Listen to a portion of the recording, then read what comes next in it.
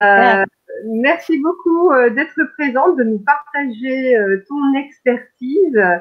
Tu es la fondatrice de Enten Academy. Donc, si jamais j'écorche la Non, prononciation c'est du fameux, parfait. donc c'est Enten Academy, donc spécialisée dans l'apprentissage et donc la linguistique. Tu es coach de vie, entrepreneuse, et tu vas donc nous parler de la thématique de l'apprentissage pour les enfants, mais aussi pour nous. Comment découvrir les clés d'optimisation de l'apprentissage. Et la question que tu nous poses, c'est et si vos enfants étaient plus autonomes dans leurs études? Donc, depuis ta plus tendre enfance, tu aimes apprendre, mais aussi voyager. Je te connais, tu aimes beaucoup voyager. Je sais que tu as une méthode d'apprentissage qui est vraiment propre et intuitive à toi, très intuitive. Tu as été capable d'apprendre les langues comme le japonais, comme l'anglais de façon très rapide par cette méthode intuitive. Et c'est vrai que tu apportes des approches qui sortent des sentiers battus. Et c'est ça qui est très très intéressant, c'est ta vision du monde, ta créativité, ton envie de voyager, d'être libre. C'est vraiment ça que j'ai ressenti en te connaissant. Et je suis sûre que ce que tu vas nous partager va être très très intéressant pour toutes les personnes. Je vais en profiter pour te laisser parler et mettre le live sur Facebook en, en public. Super. Merci, Hermina. Merci beaucoup. Donc, en effet, je trouve en ce moment, avec les lycées qui sont arrêtés, les écoles qui sont arrêtées, tous ces cours-là, ça me paraît important et touchant aussi de pouvoir aller donner des clés d'apprentissage à nos enfants. Et comme le dit Hermina, j'aime beaucoup voyager, j'aime beaucoup apprendre, j'adore tout ça.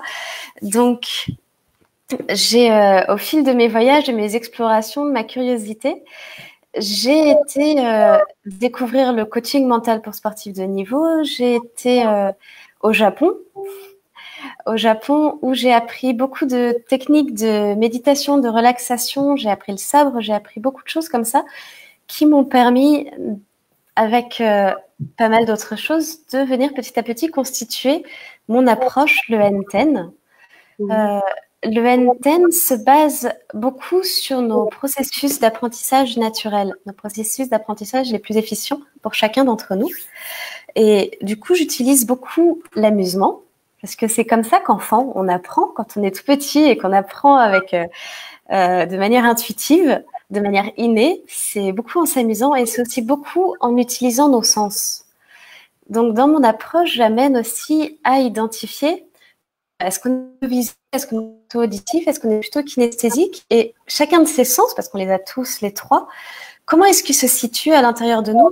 Qu'est-ce qui va nous apporter dans l'apprentissage?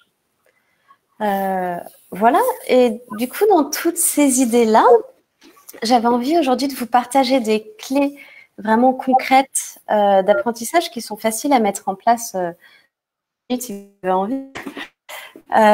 Autant pour vous, dès que vous avez quelque chose à apprendre ou pour vos enfants, ou aussi voilà, pas mal de choses. Avec comme... oui. Bah, écoute, c'est très intéressant de cette utilisation de nos cinq sens pour l'apprentissage. Et donc, j'ai hâte que tu nous dises comment on peut aider toutes ces personnes par le biais des cinq sens. Donc, je suppose que c'est lié également au niveau de la mémorisation. Moi, je sais que pour mieux mémoriser, puisque je suis quelqu'un de très kinesthésique, évidemment, quand j'étais plus jeune, quand j'essayais d'apprendre, je lisais évidemment, mais je lisais à voix haute pour l'audition parce que je suis très auditive. Donc évidemment visuel. Et quand je prenais le stylo pour écrire, pour noter ce que j'ai retenu, je mémorisais encore mieux. Est-ce que c'est le même principe pour l'apprentissage des langues? Oui, tu as quelque chose comme ça. Et en plus, je vais parler de l'apprentissage en général et pas que des langues. D'accord, excusez-moi. Et C'est vrai que c'est ma spécialité. En fait, les sens, donc entre visuel, auditif et kinesthésique, c'est les trois sur lesquels on va se plonger là. On a tous un sens dominant, un sens structurant et un sens fondamental, tout en bas. Et du coup, le plus intéressant pour moi, c'est de commencer par définir quel est notre sens dominant. C'est celui en général qu'on connaît le mieux. Chez moi, c'est le visuel. Chez toi, c'est peut-être le kinesthésique. Tu vois, je le repère, par exemple, dans si je dois me souvenir de quelque chose ou que je viens d'apprendre quelque chose, qu'il faut que je m'en souvienne, je le vois.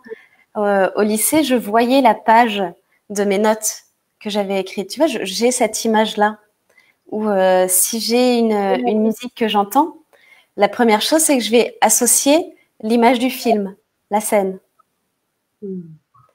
Et ça, c'est mon sens dominant. Je vais aussi le repérer quand je suis stressée. C'est le sens qui prend les devants. C'est le premier à se mettre en place. Et pour moi, ce sens dominant, il correspond à notre mémoire vive. Tu sais, quand tu vas chercher à apprendre, c'était quelque chose qu'on connaissait mieux quand on était à l'école. Je trouve qu'on en a moins besoin aujourd'hui. Mais quand on a vraiment besoin de savoir quelque chose pour demain, du coup, on va tout relire très rapidement, tout apprendre à notre manière. Et le lendemain, on a tout qui est bien stocké. Mais le surlendemain, on a tout oublié. Exactement. Moi, pour les lives, c'est pareil, tu vois, j'en enchaîne plusieurs. Et donc, j'ai tous les détails des lives donc dans la journée. Mais puisque j'enchaîne le lendemain avec un autre live, la semaine d'après, j'ai oublié tous les détails, tu vois. Je suis obligée je me rends compte que je suis obligée de prendre des notes et relire les notes pour m'en souvenir. Vraiment, et je comprends tout à fait ce que tu es en train de dire par rapport à la mémoire vive, la mémoire courte. Moi, Oui. j'appelle ça la mémoire courte.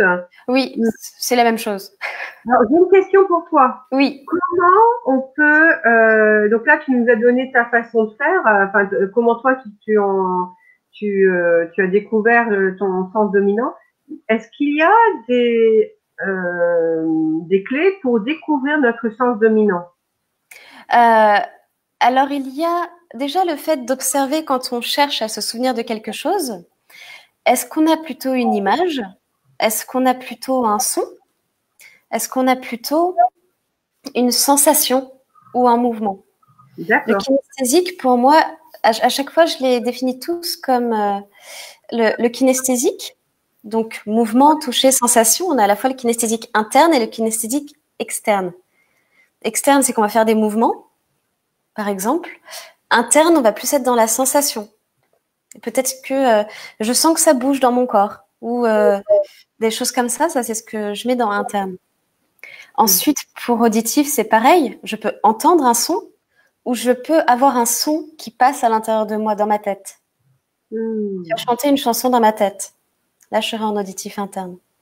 Et pour le visuel, je peux très bien voir quelque chose dehors, comme là, je vois le paysage qui est devant, ou voir un paysage dans mon imagination.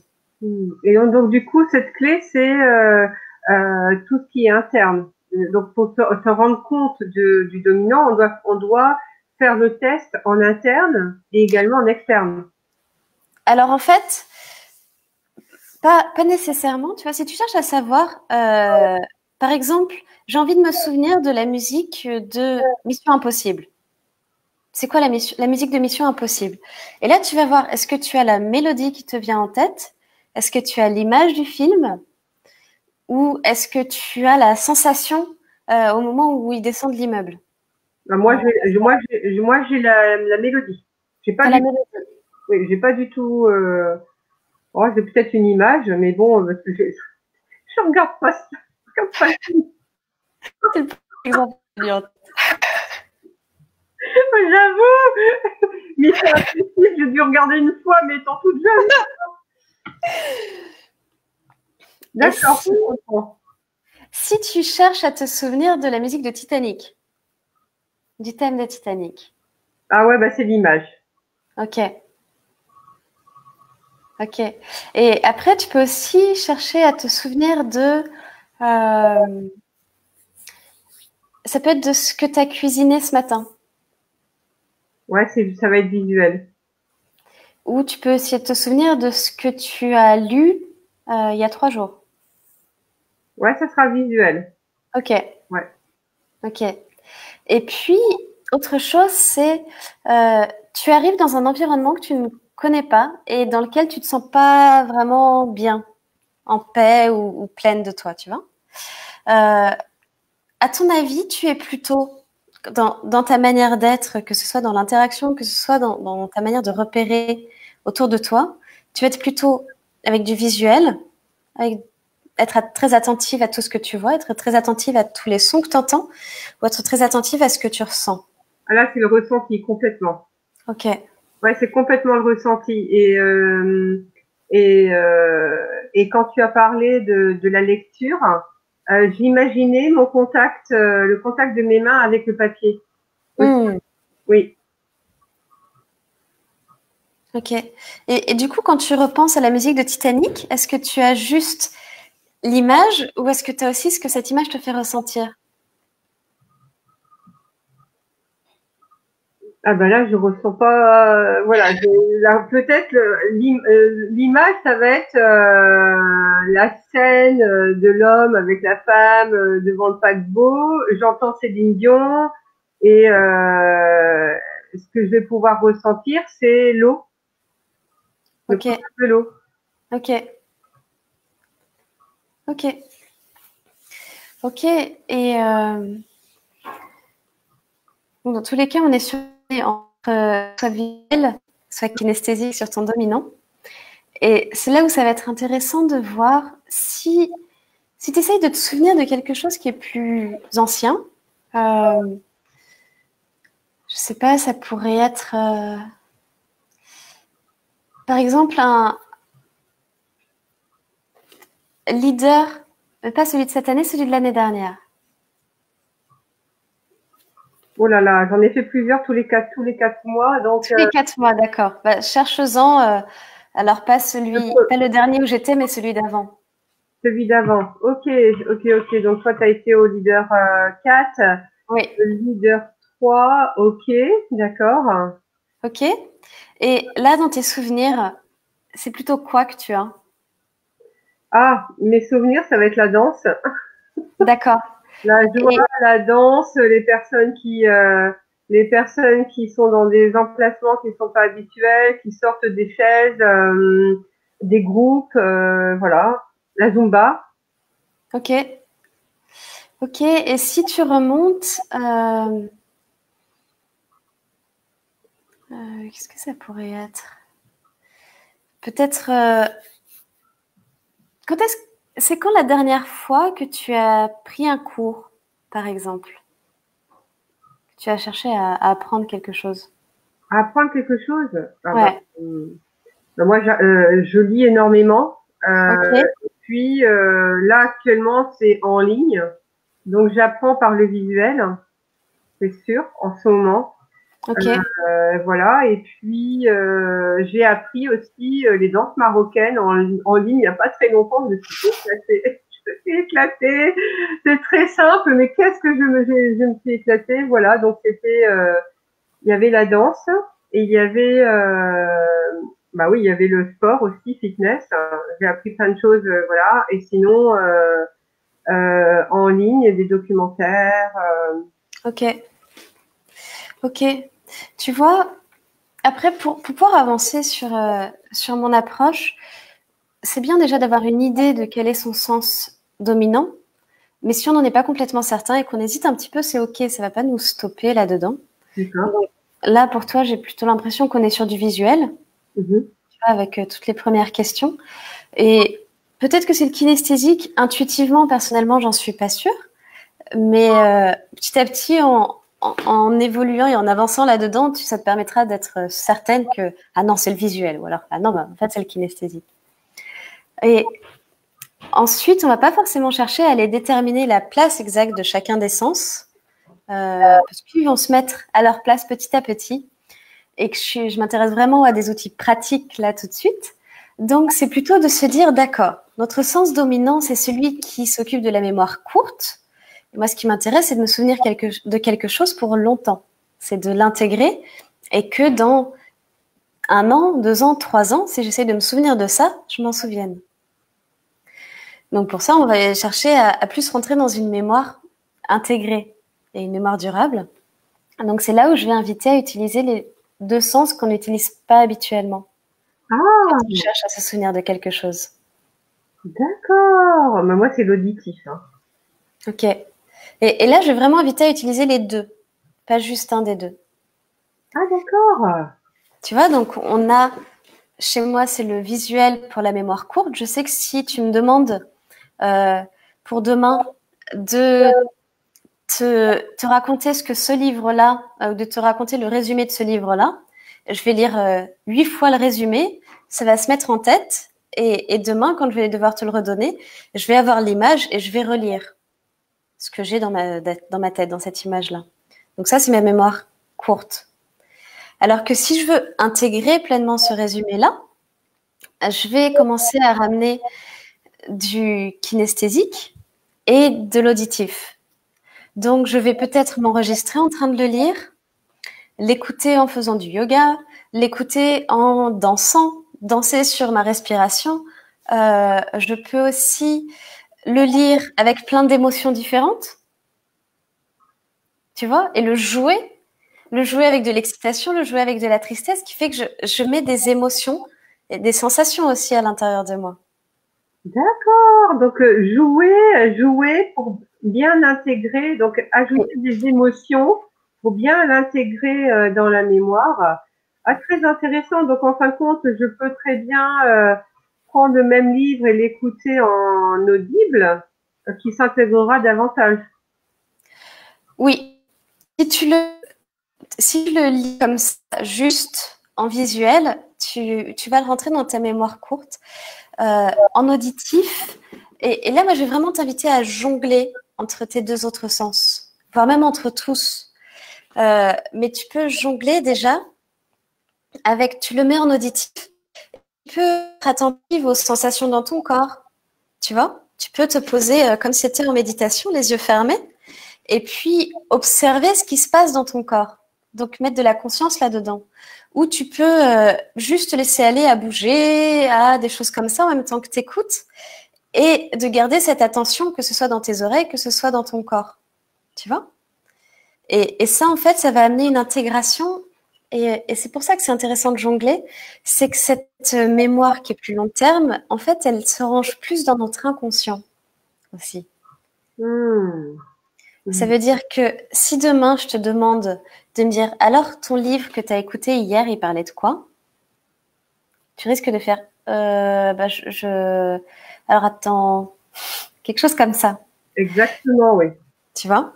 Et du coup, si tu as besoin d'avoir dans ta mémoire un truc de conscient, enfin, comment dire, cette mémoire-là que tu vas travailler avec tes sens qui ne sont pas le dominant, donc sens structurant et sens fondamental, elle s'intègre dans ton inconscient.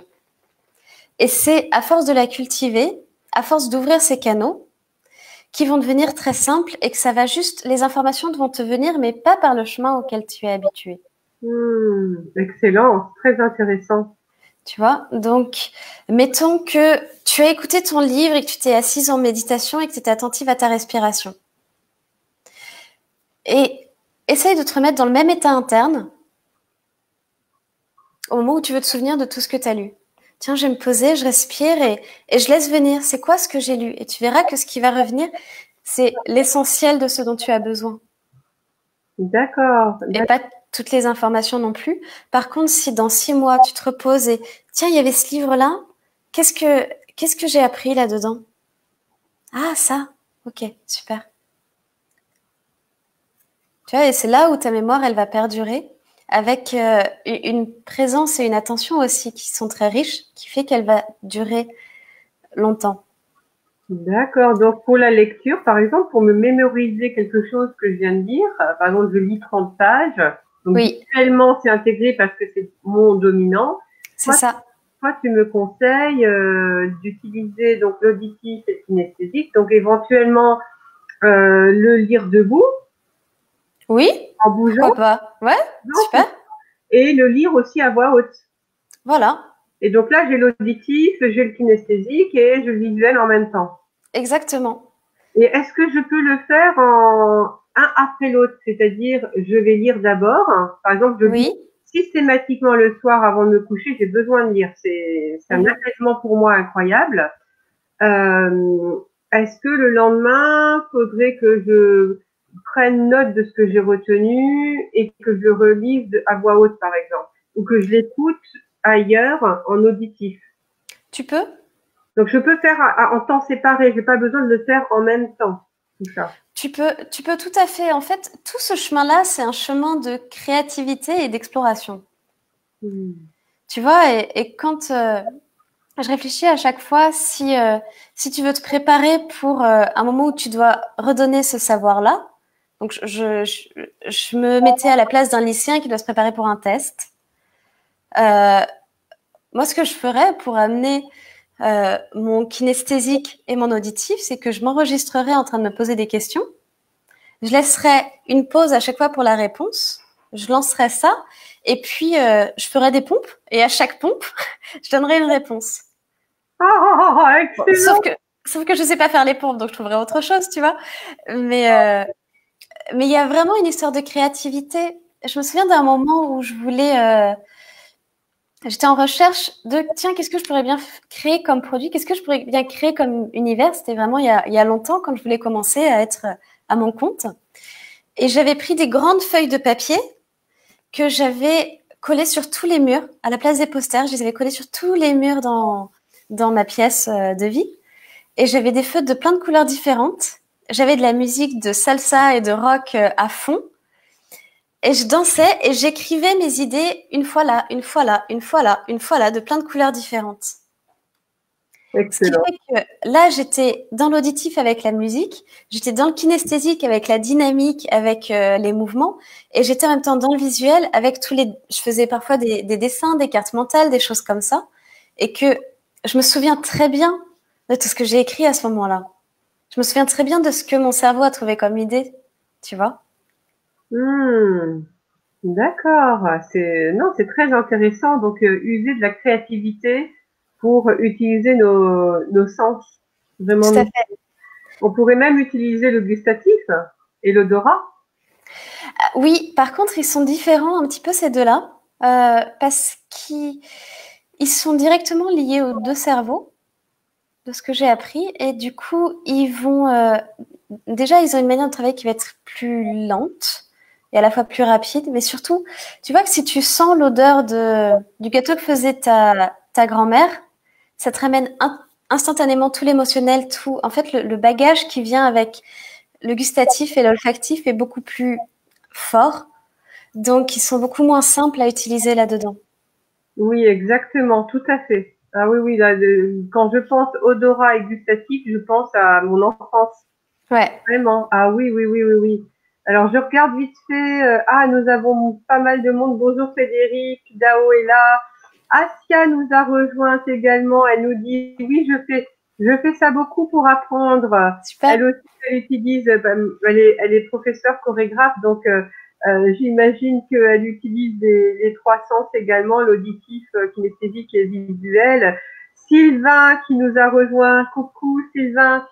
Frédéric pose une question. Est-ce que notre sens dominant peut changer au cours de notre vie? Non, Hmm. non. En fait, c'est comme si quand tu nais avec ton sens fondamental qui est là au centre, et puis le dominant et le structurant qui sont de chaque côté. Je sais pas comment me centrer pour qu'on voit mes mains dans l'écran.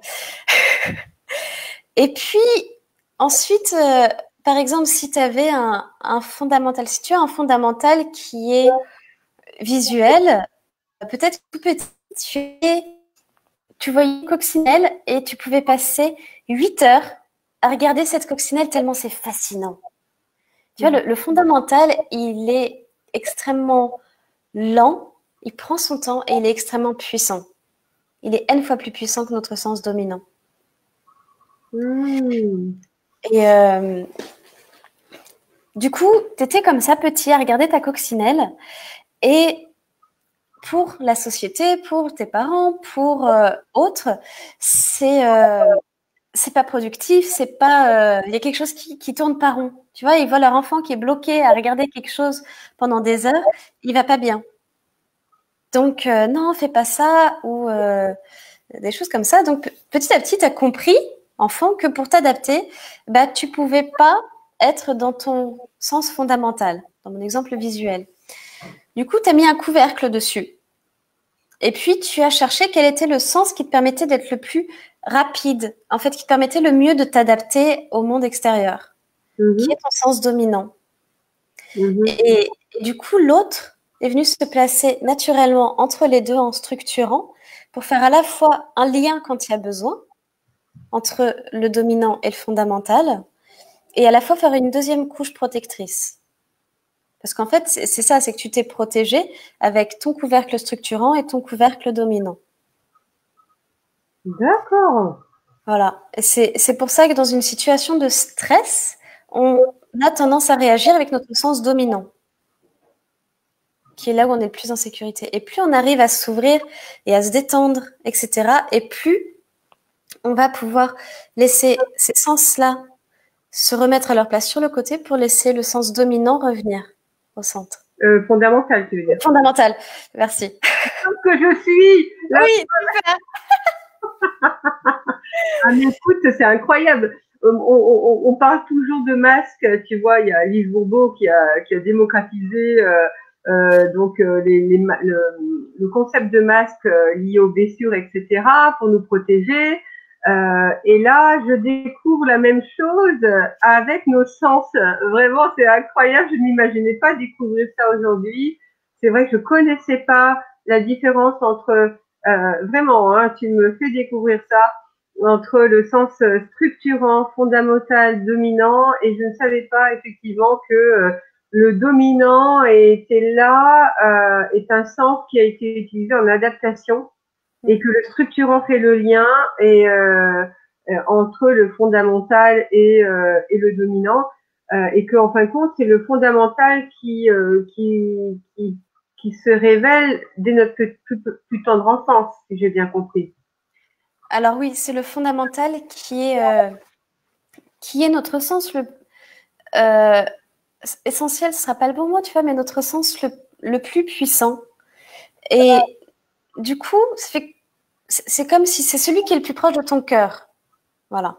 Ça veut dire un sens puissant. Un sens puissant. Je me souviens plus des chiffres exacts, mais le sens dominant, il va pouvoir traiter peut-être une centaine de data par seconde, une centaine de données par seconde. Le sens fondamental, il va pouvoir en traiter entre 10 000 et 100 000. Ah bah là, écoute, oui, bah je sais, oh bah dis donc, ah ouais, d'accord. Alors, par rapport à ce que je t'ai dit tout à l'heure, selon toi, mon sens dominant serait le visuel. Oui. Et le sens fondamental serait kinesthésique. Serait peut-être le kinesthésique. Ouais, ou peut-être l'auditif. Tu vois, il va falloir que tu explores. Tu vois, pour moi, il y a vraiment cette notion d'aller explorer, jongler et de se rendre compte quand je suis stressée, dès que je repars dans mon mental à faire des trucs où je suis pas présente, moi, je sais que je repars dans mon sens dominant. Je peux le voir vraiment dans ma vie de tous les jours, en dehors de l'apprentissage aussi. Tu vois, si je suis sur le fait d'être toujours connectée à moi dans chaque action que je fais, de faire des choses qui font sens, que ce soit quand j'écris un article, que ce soit quand je me fais à manger, que ce soit tout ça, je sens que je suis dans mes sensations, donc je suis dans mon kinesthésique. Ah, donc quand tu te fais du bien avec l'écriture et en mangeant, là tu es vraiment aligné, tu te sens bien, et là tu sais que c'est le kinesthésique qui a fait ça. Alors, pendant que je le fais, si je suis dans un état de conscience très présent, je sens que je suis dans mon kinesthésique. Par contre, si j'écris mon article, mettons, en me disant « il faut que je me dépêche, il faut absolument que je le finisse pour dans 1 heure », et que du coup, je suis dans le fait qu'il faut que je me dépêche, donc écrire le plus rapidement possible, là, je vois que toute mon imagination est de l'ordre de mon visuel. Tu vois, c'est comme si mon inspiration me vient du visuel, alors que si je suis posée à vraiment m'ouvrir, là, mon article va être de bien meilleure qualité et je le sens parce que ça vient de mon cœur et de mon kinesthésique à ce moment-là. D'accord, d'accord. C'est une question d'inspiration. Quel est le sens qui nous inspire le mieux et qui nous apaise? Oui, en fait, tout ça, c'est des exemples dans ma vie de tous les jours. Comment est-ce que je peux voir que je suis dans mon sens dominant, dans mon sens fondamental? Tu vois, mais le plus important pour moi, c'est vraiment le fait d'apprendre à jongler et d'apprendre à amener de la conscience dans nos processus aussi. D'accord. Bon, en tout cas, je t'avouerai que j'ai pas encore saisi comment trouver mes sens dominants fondamentaux et structurants. Je pense que ça doit être vraiment un travail de longue haleine, de connaissance de soi donc essayer de me poser des questions, si j'ai bien compris, par rapport à ce que je ressens. Est-ce que je suis dans le stress ou pas? Alors, oui, déjà pour moi, l'essentiel n'est pas de trouver quel est mon sens dominant, structurant et fondamental, vraiment. Ok. L'essentiel, c'est juste d'amener de la conscience quand tu fais les choses. Donc, si je reviens sur l'apprentissage, c'est OK, quand je dois me souvenir de quelque chose absolument, est-ce que je le vois? Est-ce que je l'entends? Est-ce que je le ressens? Si je me dis, je dois me souvenir de quelque chose pour demain, tu vois, tu peux expérimenter ça. Tu peux te dire, OK, je vais lire un livre, écouter une conférence, n'importe, et demain, je dois faire par cœur un résumé à ma fille. Voilà. Et t'expérimentes. Et avec vraiment, demain à 10h, tu fais ce résumé-là. Donc, tu te plonges là-dedans. Tu vas apprendre avec ta manière de faire habituelle. Et tu vas voir, au moment où tu lui fais ce résumé-là, est-ce que tes souvenirs, ils viennent de ton visuel, en image? Est-ce qu'ils viennent plutôt en son? Est-ce que tu entends, si c'était une conférence, est-ce que tu entends la voix de la personne de la conférence, du conférencier, tu vois? Ou est-ce que tu es dans tes sensations ou dans le mouvement? Et là, ça va te permettre de te dire, ah d'accord, donc c'est certainement ça mon sens dominant. D'accord. Tu vois? Et moi, ce que je vais inviter ensuite, c'est de vraiment s'amuser avec plein de médias différents, plein de manières de faire différentes pour aller mettre un petit peu de chacun des sens.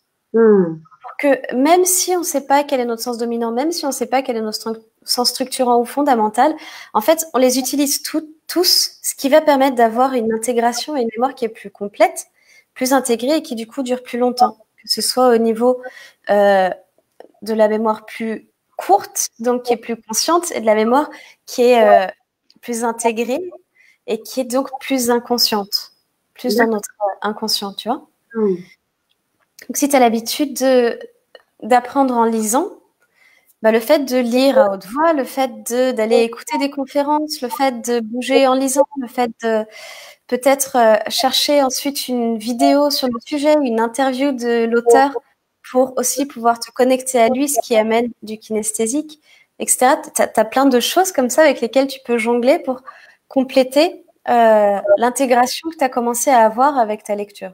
Donc vraiment, là, l'idée, c'est de ne pas rester sur un seul sens et utiliser de créativité pour creuser sur le sujet davantage. Mais je vais vraiment conserver l'image que tu as donnée pour voilà comment je fais pour intégrer mes idées dans ma chambre, des feuilles partout, des couleurs, de la musique, de la danse. J'ai adoré. Frédéric te pose une question. Faut-il obligatoirement aimer la choisir que l'on souhaite apprendre?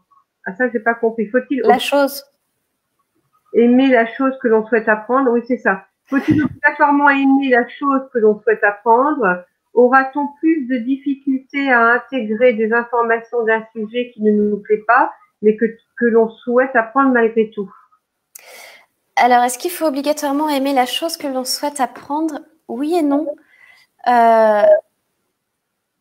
C'est important d'avoir plaisir à apprendre, donc de retrouver la curiosité et le plaisir d'apprendre. Par contre, si tu me demandes d'apprendre le fonctionnement d'un moteur de tracteur, par exemple, qui personnellement ne m'intéresse pas du tout, et que j'aime pas forcément, j'ai aucun intérêt pour les tracteurs, tu vois, donc je vais dire que je n'aime pas forcément les tracteurs. Du coup, qu'est-ce que je vais faire si j'ai besoin d'apprendre le fonctionnement du moteur des tracteurs? C'est plutôt que je vais aller chercher à l'intérieur de moi cette partie qui est curieuse. Tu vois, je retourne vraiment chercher dans mon enfant intérieur la curiosité et l'émerveillement, cette partie qui peut s'émerveiller de tout. Et au final, quoi que j'apprenne, je suis juste curieuse. Tu vois, c'est le fait de, comme tu as pu te plonger, toi Frédéric, dans les films, tu vois, tu peux te dire, bah, est-ce que je peux retrouver ce truc de grande curiosité, de soif d'apprendre, quel que soit le sujet, et que du coup, ce qui te fait plaisir, c'est pas tant d'apprendre que dans un tracteur, tu as 4 pneus de cette taille-là, de tout ça, mais juste d'utiliser tes sens en apprenant et de voir que, en fait, ça peut fonctionner avec ça et avec ça. Tu vois, c'est vraiment de retourner chercher ta curiosité pour tout. Et aura-t-on plus de difficultés à intégrer des informations d'un sujet qui ne nous plaît pas, mais que l'on souhaite apprendre malgré tout? Alors, si tu n'arrives pas à amener la notion de plaisir quand tu apprends, oui, tu vas avoir beaucoup de difficultés à intégrer. Le fait d'être dans le pétillant, dans la curiosité, dans le plaisir, ça va vraiment augmenter énormément ta capacité d'apprentissage. Du coup, c'est vraiment de voir comment est-ce que tu peux ramener du plaisir dans ce que tu apprends. Donc, que ce soit comme ce que je disais juste avant, avec la curiosité, la soif d'apprendre. Tu peux même t'imaginer, toi, enfant. Toi, enfant, tu découvres les tracteurs. T'es tout petit, t'es curieux de tout. Donc, un tracteur, bah du coup, comment ça marche? Et ça, je peux le mettre là? Ah bah non, ça marche pas. Alors, ça, je peux le mettre là? Tu vois, et vraiment aller avec créativité, trouver d'autres manières d'être pour appréhender le sujet d'une manière plus plaisante. Tu vois, et puis tu peux même voir de quelle manière tu peux l'apprendre pour que cette manière-là soit plus présente. Je sais que si tu me demandes d'apprendre le vietnamien, par exemple, c'est pas forcément le meilleur exemple, mais une des premières choses que je fais, moi, quand je veux apprendre une nouvelle langue, c'est de regarder des films et des séries. Comme ça, j'engage mon kinesthésique avec le ressenti qui part dans le film là-dedans. Et le vietnamien, en fait, je trouve qu'au niveau de l'audition, c'est pas agréable comme langue. Aujourd'hui, je trouve pas ça. Je trouve qu'ils crient, je trouve que les filles partent trop dans les aigus, c'est pas agréable. Donc, commencer par regarder une série, ça me motive pas du tout. Donc, je vais peut-être plutôt commencer par aller en apprendre plus sur la culture ou sur la spiritualité, qui sont des choses qui me parlent aussi beaucoup et qui me rapprochent du sujet, la langue, par un autre chemin qui, là, va être beaucoup plus plaisant pour moi. Tu vois, c'est par quoi est-ce que je peux rentrer dans ce sujet-là pour que ce soit plaisant? Excellent, ça veut dire que le sujet est un tout, la langue est un tout, ce n'est pas simplement des mots qu'on entend ou qu'on lit, c'est également toute une culture, ce sont des traditions, ce sont des humains qui sont derrière, donc on donne une autre forme à notre sujet de curiosité. Tout à fait, et c'est pour ça que tout à l'heure je te disais que quand tu lis un livre pour apprendre, tu peux très bien ensuite aller regarder une interview de l'auteur. Mais oui. Parce que du coup, c'est comme si ça donnait une dimension différente à ton livre, parce que tu connais l'humain qui est derrière. Exactement, l'intérêt, sa mission, ses valeurs. C'est ça. D'accord. Et on comprend l'importance du sujet davantage. Tout à fait. Tout à fait. Et ça te permet aussi d'amener, du coup, le cœur lien avec cet auteur. Tu vois, si tu te rends compte, en fait, l'auteur, il te parle pas du tout, tu sens bien que tu vas pas intégrer de la même manière ce qu'il a écrit. Ou alors que tu vas sentir que tu aimes cette part de lui et la part de lui avec sa créativité et que tu peux du coup vraiment te connecter à cette part-là, mais que tu n'es pas obligé d'aimer le tout non plus. En fait, ça donne vraiment une autre dimension Écoute, ça me rappelle quand j'ai été catapultée sans le vouloir dans les pays d'origine de mes parents en Bosnie. Moi qui avais vécu 14 ans en France, je ne connaissais absolument pas la langue, ni l'écriture cyrillique, ni quoi que ce soit en Bosnie.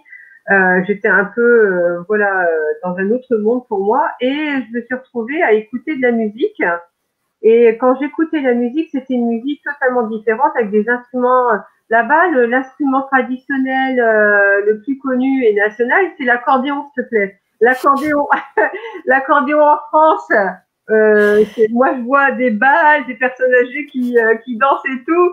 Et je suis catapultée avec dans un pays où l'accordéon est vraiment l'instrument national.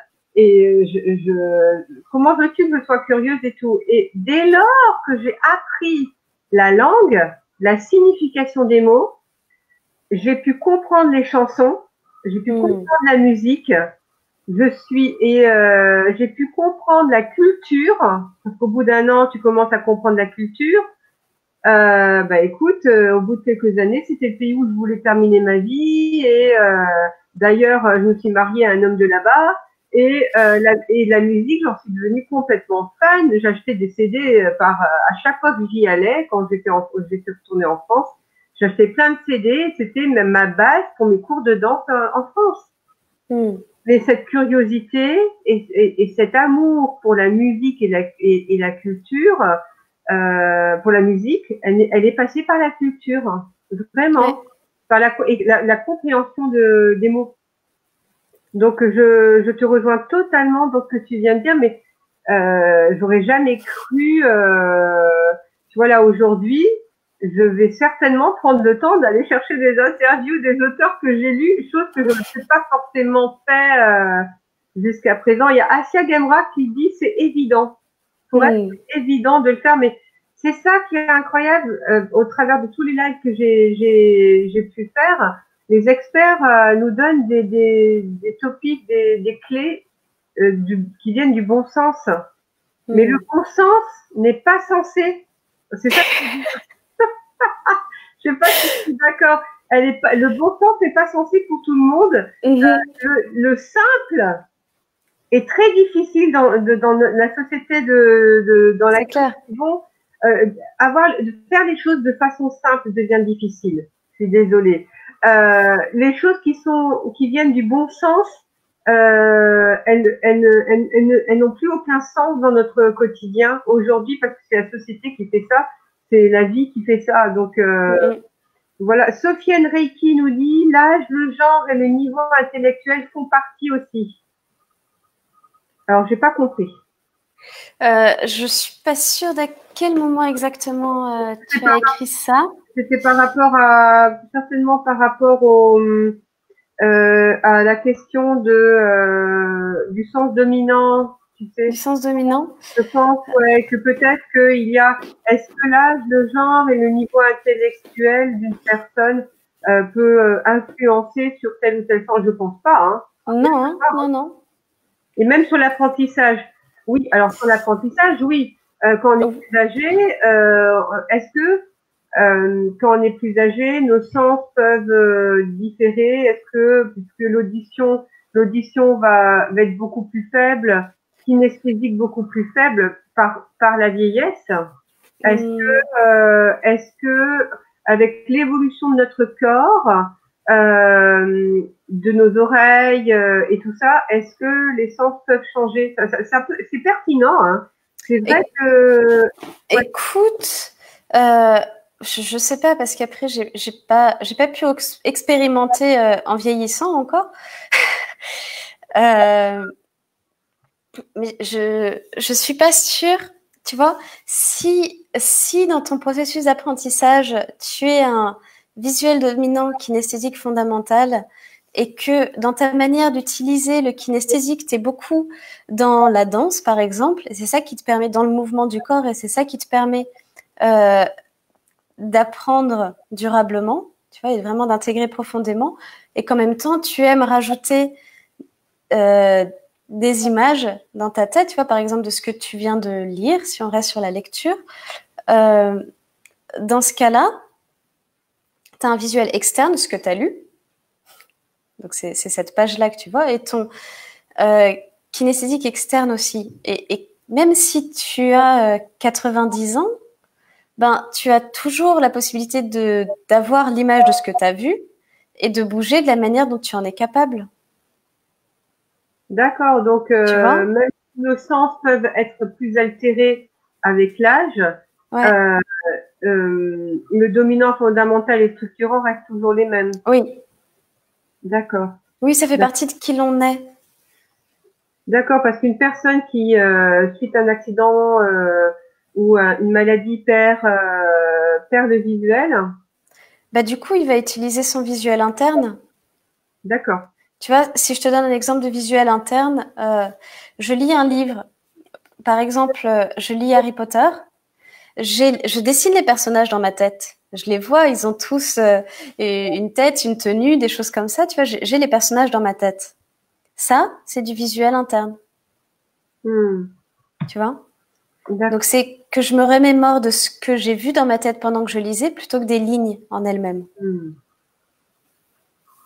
C'est très intéressant. C'est vraiment le fonctionnement du cerveau, en fin de compte. Là, on parle du fonctionnement du cerveau.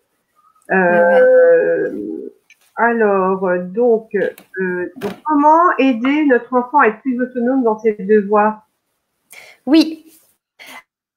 Là, j'avais donné certaines autres clés. Donc, il y a celles-ci qui sont intéressantes à leur partager pour amener du plaisant, pour amener de la créativité aussi dans son apprentissage et que ce soit, que ça puisse être plus stimulant aussi. Tu vois, et d'inviter à regarder des séries, d'inviter des choses comme ça qui peuvent vraiment venir stimuler les différents sens. Et ça, c'est une chose.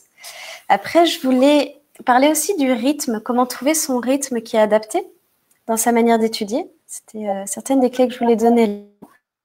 Donc, il y a des études qui ont été faites, je ne sais plus exactement par qui disent que notre cerveau fonctionne à son maximum pendant 20 minutes. Tu vois, tu as une possibilité de concentration maximale pendant 20 minutes.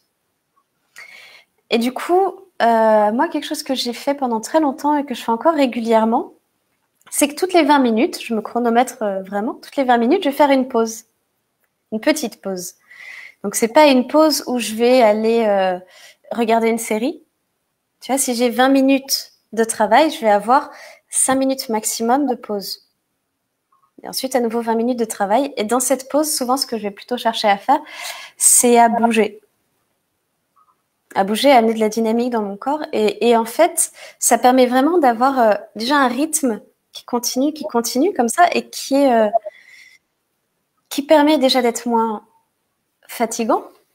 Tu vois, vu qu'on a des pauses régulières ça peut être de prendre une grande inspiration dans cette pause, ça peut être de juste secouer les mains, ou se taper comme ça, tu vois, des choses qui permettent de réveiller aussi le corps dès qu'on est dans cette notion de concentration, ce qui permet vraiment d'avoir ce rythme et ce souffle qui vient. Et moi, je préconiserais même au niveau des enfants qu'entre chaque matière ou chaque devoir, de faire une pause un peu plus longue.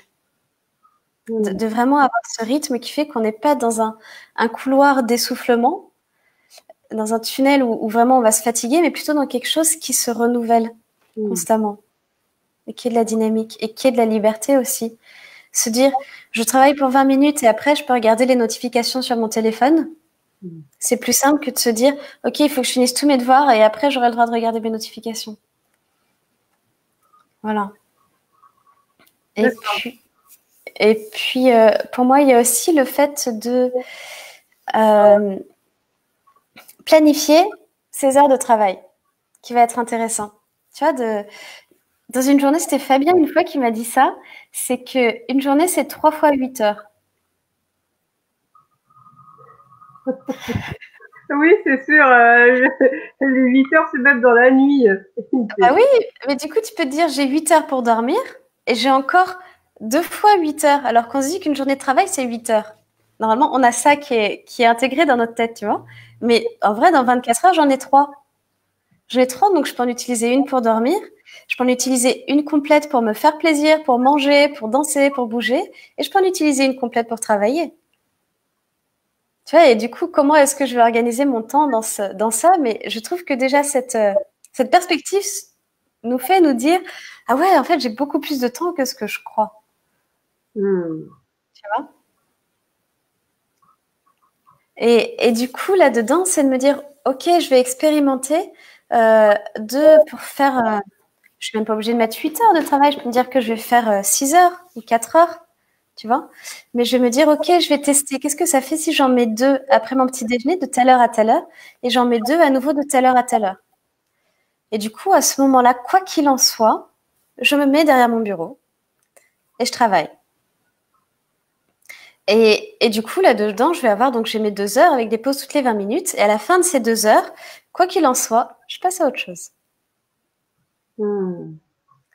Tu vois, et du coup, ça amène aussi petit à petit de trouver quel est son rythme qui nous correspond le mieux. Et pour les enfants, ça leur permet aussi d'avoir, plutôt que se dire, il faut que je fasse tous les devoirs en espagnol, par exemple, c'est pas concret. Enfin, c'est pas limité dans le temps. Peut-être que j'en ai pour 6 heures de faire tout ça. Alors que là, c'est, OK, j'ai 2 heures de travail. À la fin de ces 2 heures, je peux aller m'amuser, je peux aller regarder une série, je peux aller tout ça. Puis après, j'ai à nouveau 2 heures de travail. Et vraiment, d'avoir ces temps posés permet beaucoup plus facilement, petit à petit, de s'y mettre. Les premières fois, c'est pas forcément facile. Il est 10 heures, tu t'es dit qu'à 10 heures, tu travaillais, tu te mets derrière ton bureau. Ouais, mais j'ai pas envie de... Ouais, mais par contre, tu t'y mets. Et dans 2 heures, t'es libéré. Tu peux sortir de la chambre. Et puis, t'es satisfait, t'as plus de confiance en toi, tu es fier le soir de tout ce que t'as. C'est très important de passer à l'action, même si on n'a pas trop envie. Mais les 5 premières minutes sont les plus difficiles, mais une fois qu'on est lancé, on est lancé. Ouais, ouais. Et puis, pour moi, il y a aussi le fait, et ça, c'est aussi aux parents d'y être attentifs, que les activités pour se ressourcer sont extrêmement importantes. Tu vois, si pour un enfant, le fait de regarder une série ou de jouer aux jeux vidéo, c'est quelque chose qui lui permet de se reposer, de s'amuser, de se ressourcer, de ramener de la créativité, du plaisir, de tout ça, c'est presque une activité par laquelle il devrait commencer sa journée. Tu vois? Et de se dire comment est-ce que ces activités ressources, donc qui vont en fait faire monter l'énergie de chacun. Si moi, ça me ressource de regarder une série, bah, du coup, ça va faire monter mon énergie. J'ai fini de regarder ma série, je suis contente. Quand je regarde ma série, je suis contente, je suis bien, je sens que ça pétille à l'intérieur. Donc, quand je vais faire quelque chose après, je suis en énergie haute. Et que si le fait de travailler avec ma concentration petit à petit, ça m'amène dans une énergie qui est plus basse, comment est-ce que je peux ramener une activité qui me fait remonter? Tu vois? Et du coup, c'est là où je vais inviter les parents à trouver avec leurs enfants quelles sont les activités ressources qu'ils peuvent faire à chaque fois que ça descend. Donc, ça peut être, je commence ma journée par regarder une série. Ensuite, j'ai mes 2 heures de travail. À la fin de ces 2 heures, je suis redescendue. Donc, je vais me regarder une série à nouveau. Tu vois, il peut y avoir un cycle comme ça. Donc, vraiment, faire attention à notre énergie, à ce que la vibration soit haute et prendre conscience de ces ressources qui augmentent l'énergie. Ouais, tout à fait. Tout à fait. Et tu vois, moi, j'amène aussi beaucoup. C'est pour ça que dans les pauses de 20 minutes, j'invite plus à bouger le corps. Parce que ça permet aussi de ramener de l'énergie. Et quand, dans nos activités ressources, on a, par exemple, regardé des séries, bah, tu peux passer facilement toute la journée sur ton canapé. Ah ouais. Donc, c'est là où de se dire, OK, toutes les 20 minutes, je vais juste faire 3 sauts, 5 sauts, tu vois, à côté de ma chaise.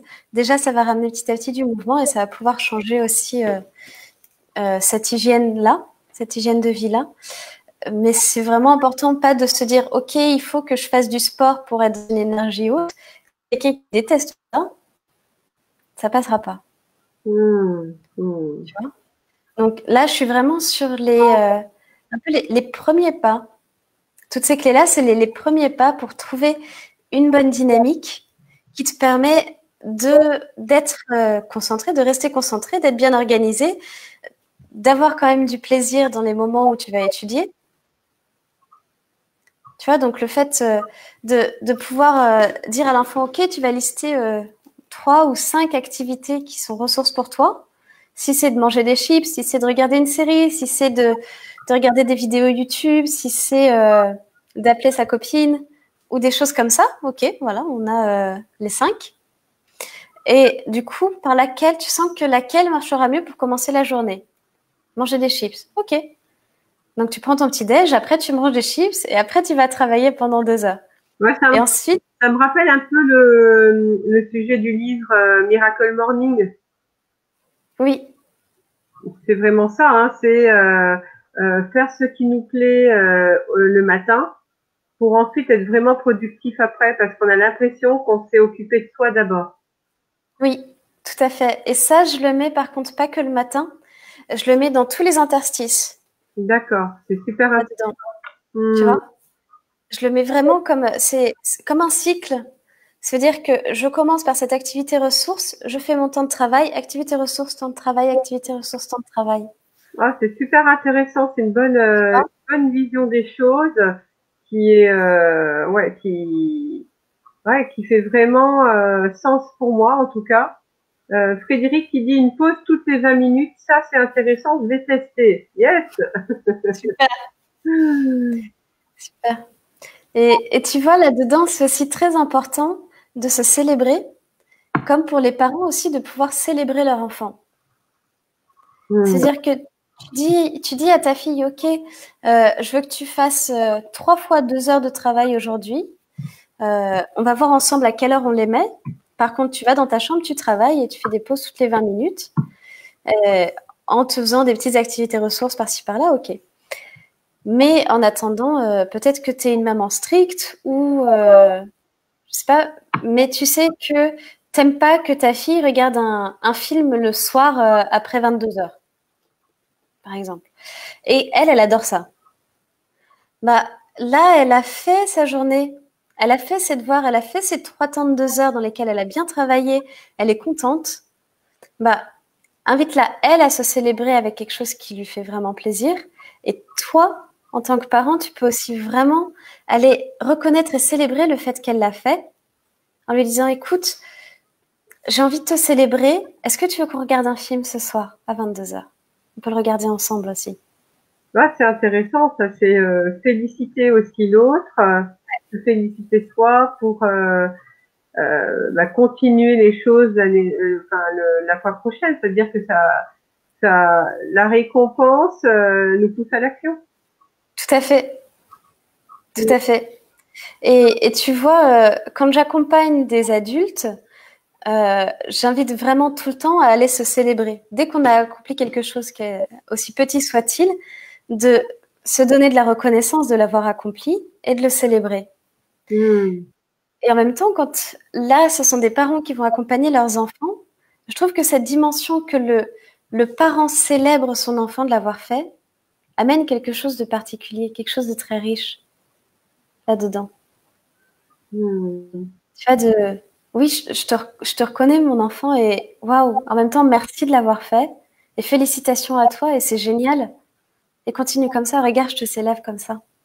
Oui, c'est très important pour l'estime de soi, de l'enfant. Ouais, Oui, pour ouais. prendre l'estime. Ben là, on arrive à 1 heure de l'interview. Euh, Ok. voilà, je regarde, donc s'il y a d'autres questions, je n'en vois pas. Pour redécouvrir ton univers, on doit aller où? Dis-moi.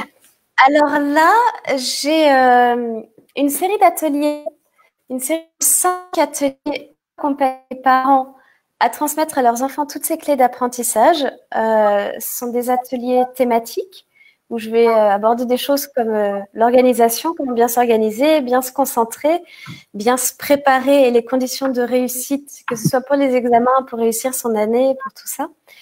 Et ensuite, tout un atelier juste sur l'approche avec les sens et un autre, deux aussi là-dessus. Et un autre avec questions-réponses. Posez-moi toutes les questions que vous voulez. Donc ça, c'est toute la série des 5 ateliers qui commence samedi.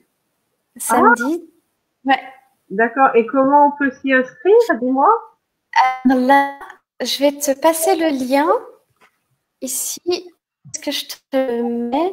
Pas publié ici. Si je te le mets là, toi, tu arrives à l'envoyer? Alors, ouais, alors je ne sais pas pourquoi, mais on ne peut pas faire du copier-coller sur. Non. Attends, sinon, je peux l'envoyer ici. Voilà. J'ai trouvé. Où ça? Sur Facebook directement. Ah, si tu peux le faire, ça serait bien. Ouais. Hop. Voilà. Non, c'est pas là. Si, je vois que tu pars. Oui, c'est bon. C'est bon, tout le monde le voit? Oui, c'est bon. Ok, super. Ouais. Excellent.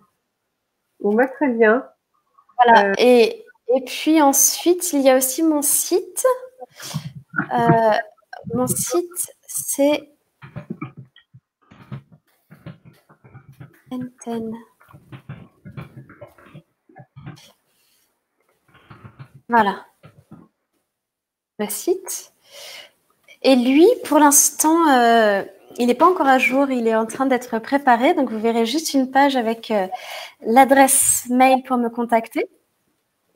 Et puis, donc là, pour l'instant, si vous voulez en savoir plus aussi sur l'approche, les ateliers sont vraiment une bonne introduction. Et il y aura bientôt une série de vidéos YouTube aussi spécialement pour les enfants, avec des clés que je donne juste pour eux, qui va arriver super.